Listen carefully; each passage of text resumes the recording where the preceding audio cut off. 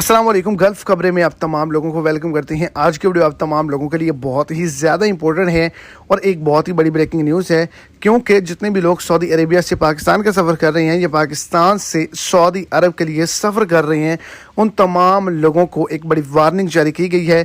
वो तमाम लोग जो किसी भी मुल्क से सऊदी अरेबिया के अंदर मौजूद हैं, अपने मुल्क आना चाहते हैं या फिर वहाँ सऊदी अरेबिया का सफ़र करना चाहते हैं, एयरपोर्ट पर आपने ये गलती हरगिज़ भी नहीं करनी।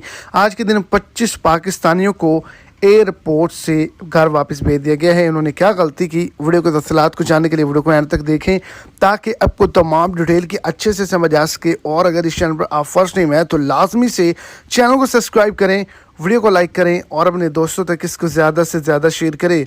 आज के दिन सऊदी अरेबिया के एयरपोर्ट पर पाकिस्तानियों के दरमियान झगड़ा हुआ है, लड़ाई हुई है, जिसके नतीजे में 25 अफराद जो हैं वो गिरफ्तार किए गए हैं, जिनको जुर्माना किया गया है, सज़ा सुनाई गई है और चंद को डिपोर्ट भी कर दिया गया है।